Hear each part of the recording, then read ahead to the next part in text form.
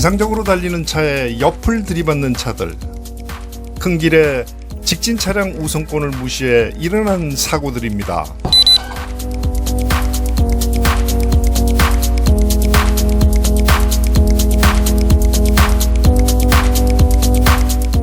그런가 하면 건물로 돌진을 하고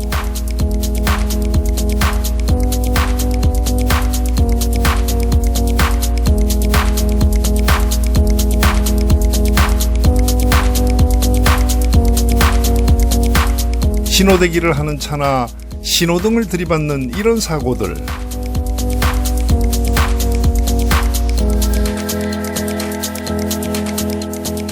그런데 지금 보신 사고들엔 공통점이 하나 있습니다. 바로 나이 드신 어르신들이 운전을 하다 일으킨 사고라는 점입니다. 고령운전의 부작용이죠. 고령운전자의 사고는 매년 늘어나는 추세입니다. 특히 2017년도에는 한 해에만 무려 31%나 증가를 한 특이한 기록도 있습니다. 고령 운전자 사고가 이제 급격히 늘어나는 원인은요, 일단 고령자가 많이 늘어난다는데 이제 그 원인이 있다고 할 수 있고요. 그 다음에 이제 또 다른 문제로서는 이런 고령 운전자들이 나이가 들어감에 따라서 이제 신체 기능이 전반적으로 저하되게 되는데, 이것을 잘 인정을 안 하고 평소에 과거의 경험에 의해서 적어도 이 정도는 하는 이런 안일한 사고방식을 가지고 운전에 임하는 것이 고령 운전자 교통사고의 가장 큰 문제점이다, 이렇게 진단을 할 수가 있겠습니다. 고령 운전자 사고는 비단 우리나라만의 문제는 아니지만, 그럼 어떻게 하면 사고를 줄일 수 있을런지 지금부터 그 문제점과 해결책을 살펴보겠습니다.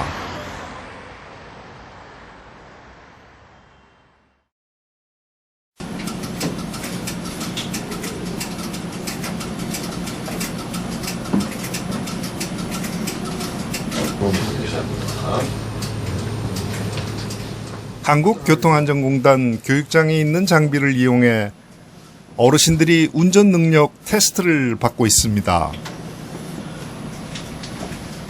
일반 도로와 고속도로를 화면을 보고 운전하면서 상황 인식 검사, 운전 행동 검사 등을 받는 겁니다. 자, 브레이크 밟으시고요. 자, 출발하세요.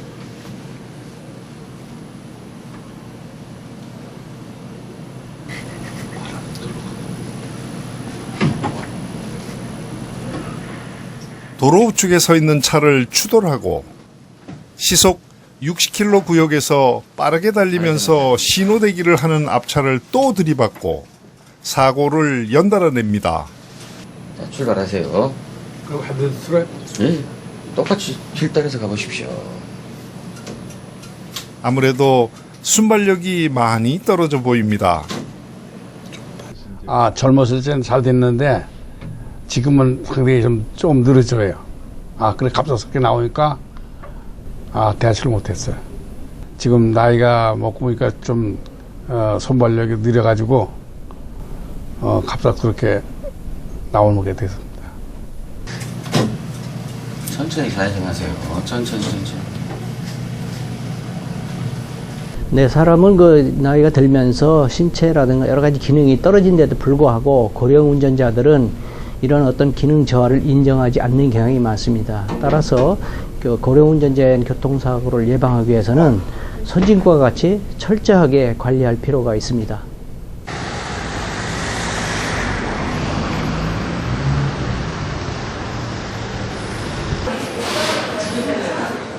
서울 서부운전 면허시험장입니다. 운전면허를 새롭게 발급받고 또 갱신을 하느라 항상 많은 사람들로 붐빕니다. 이종 면허를 소지한 일반인의 경우에 나이가 75세가 되면 기존의 10년과 5년이 아닌 3년에 한 번씩 신체 검사가 포함된 적성 검사를 받아야 면허가 재발급됩니다. 면허시험장의 신체 검사실입니다. 저쪽 가세요. 중간에 안돼 가지고 선부터 네, 시력 0점이네요. 다시 반대쪽 찍으셨나요? 시력 검사를 포함한 신체 검사 역시 결코 빠뜨릴 수 없습니다. 면허는 10년마다 갱신을 하셔야 되는데 65세가 되면 5년 주기로 줄어듭니다. 일종은 이종이 없는 족성 검사를 하지만 70세가 되면 누구나 다 받으셔야 됩니다.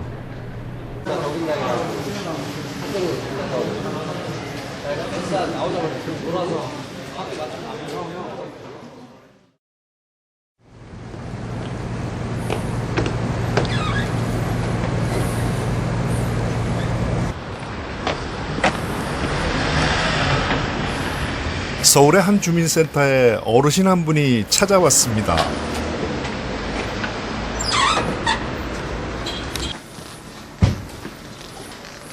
안녕하세요. 예, 반갑습니다. 면허증 반납하러 왔습니다. 예. 기재 좀 주시고요. 예.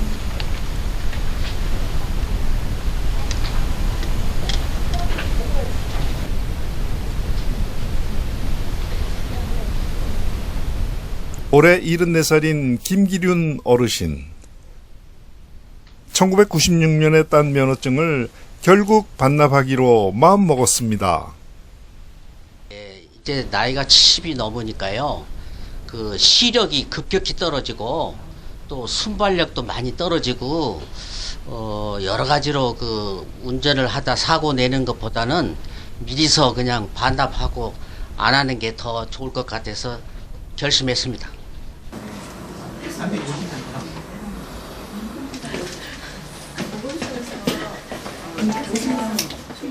면허 반납 보상제는 본인 명의의 차 소유자를 우선하고 있으며 10만 원 상당의 교통카드를 보상으로 지급하고 있습니다. 운전면허증 반납해 주셨으니까 예. 얼마 후에 그 추첨 통해서 네. 그 교통카드 연락 드리도록 할게요. 네, 알겠습니다. 네. 다 드셨습니다. 서울시에서 최초로 고령 운전자분의 면허증을 반납하신 분들께 10만 원 상당의 교통카드를 보상하여 드리고 있습니다. 교통사고를 미연에 방지하실 겸 많은 분들의 참여를 부탁드립니다. 면허를 반납한 어르신들은 서울시의 경우 2019년 7,500여 명, 2020년 17,600여 명, 2021년은 1,700여 명에 이릅니다. 운전면허 반납 제도가 고령자들이 일으키는 교통사고를 예방하는 데는 분명히 도움이 됩니다.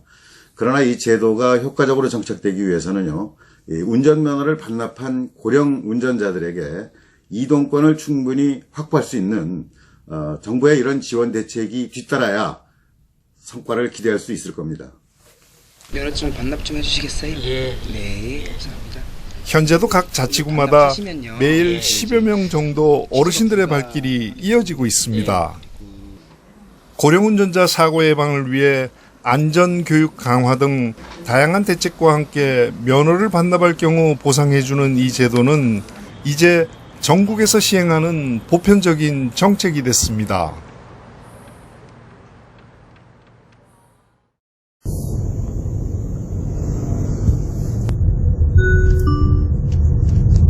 잠시 후 시속 50km 과속 신호 위반 단속 구간입니다. 2021년 4월부터 전국 대도시의 간선도로 제한 속도가 기존 시속 60km에서 50km로 하향 조정됐습니다. 이런 정책 변화 역시 전 세계적인 인구 고령화와도 결코 무관하지 않습니다. 우리 정부도 이번 조치로 고령운전 사고는 물론 교통사고의 전반적인 감소를 기대하며 시행을 했습니다. 운전자 입장에서는 제한 속도가 줄어들어서 처음에는 조금 불편할 수 있겠지만 보행자 입장에서는 자동차 속도가 줄어서 안전함을 느끼기 때문에 저는 찬성하는 편입니다. 대부분의 선진국에서 시행하고 있는 제도로서 우리는 약간 늦은 감이 있습니다만은 운전자들이 적극적으로 참여해서 준수를 한다면 교통사고 예방에 큰 기여를 할 것으로 생각이 됩니다. 안전속도 5030이라 불리는 이 법의 시행 이후 사고 건수도 줄고 특히 중상 28%, 사망 8% 감소 등 눈에 띄는 개선 효과를 현재 얻고 있습니다. 그럼 국민들은 언제까지 운전하길 원할까요? 지금 68인데 80세까지 하고 싶어요. 운전 한 70까지요. 하고 더 이상 하면 판단력이 느려지고 아무래도 그런 문제 때문에 보기가 제일 적성한 나이가 되지 않나. 80살 정도까지 괜찮습니다. 능력되면 80까지 할게요. 내가 80 다 되겠는데 꼭 필요치 않아서 70대 초반에 관뒀습니다. 많은 운전자들을 만나본 결과 80세까지 운전을 하고 싶다는 분들이 참 많았습니다. 물론 각 사람들의 건강 상태에 따라 70대에 운전을 그만둔 사람들도 있습니다만은 평균적으로는 80세가 운전 은퇴의 기준선이 되지 않나 싶습니다.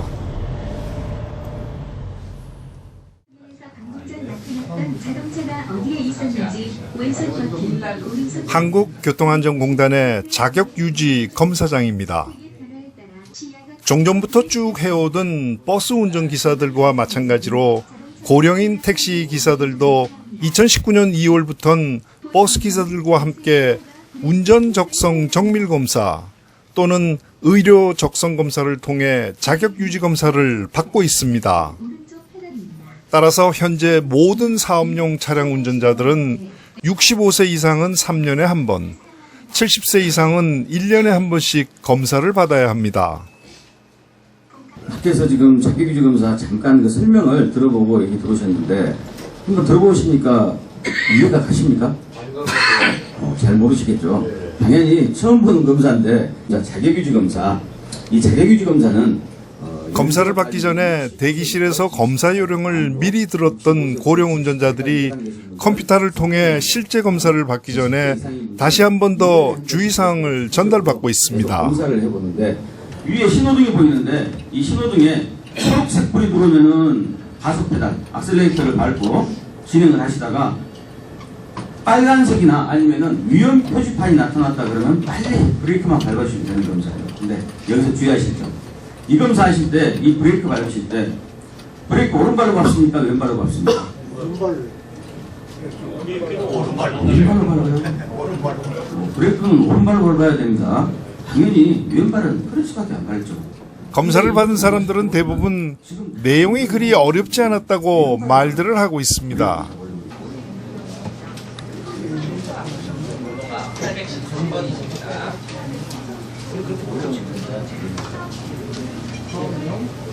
우리나라의 지금 고령자에 대한 면허 체계가 좀 느슨한 편이거든요. 그래서 정부 차원에서 그 제도적인 어떤 부분을 강화시켜서 전체적인 고령자에 대한 교통사고를 감소시킬 필요가 있겠습니다.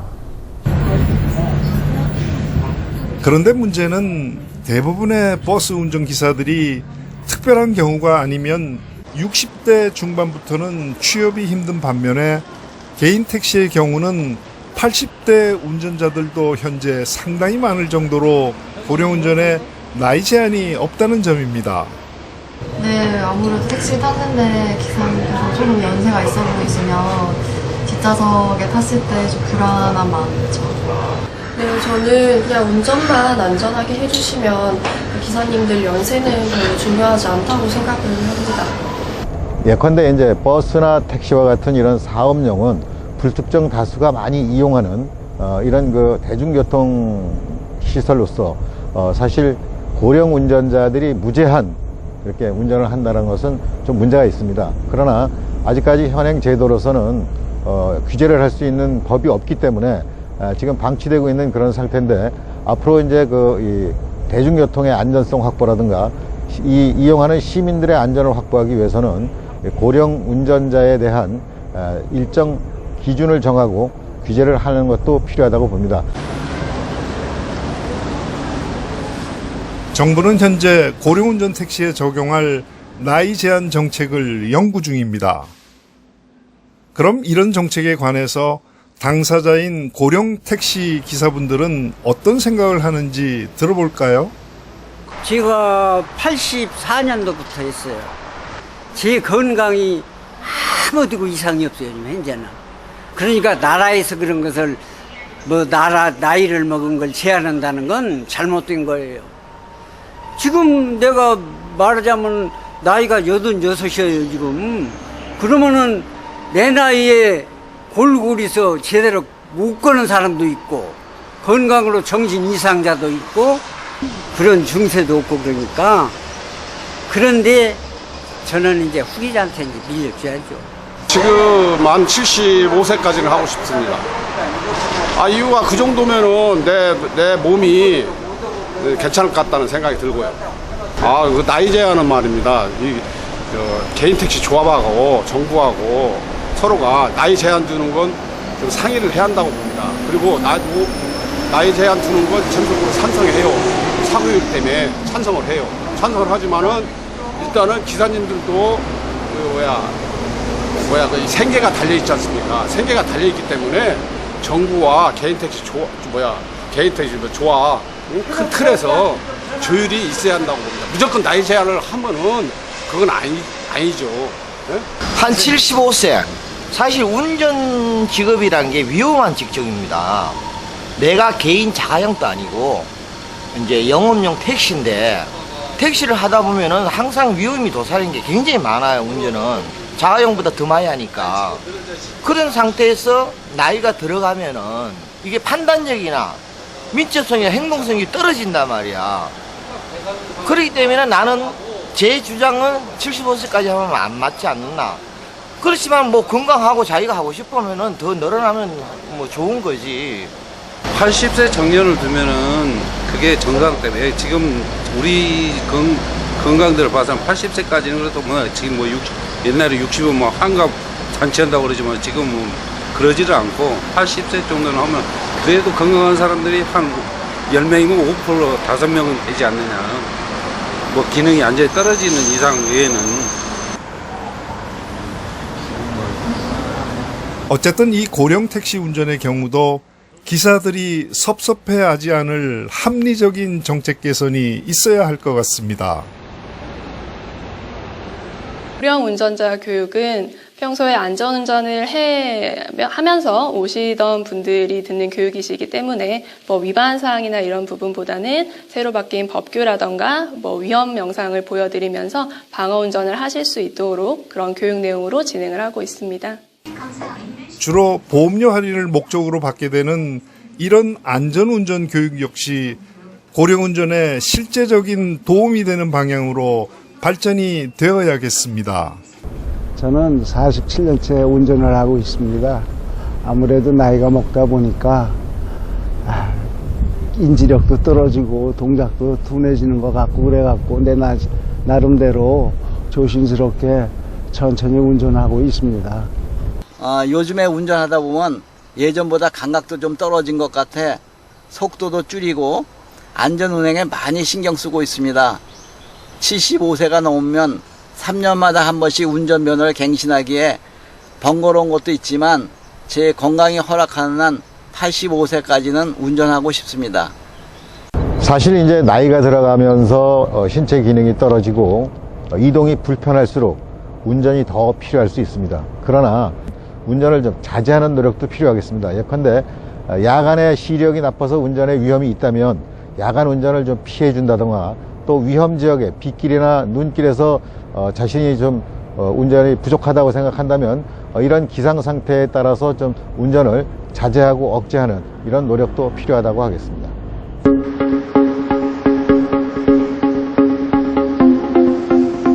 비단 우리나라만의 문제는 아니지만 현재는 각자 알아서 조심을 해야 하는 고령 운전자들. 이젠 정부도 초고령 사회를 맞아 이들을 위한 좀 더 세심한 교통정책을 마련해야겠습니다.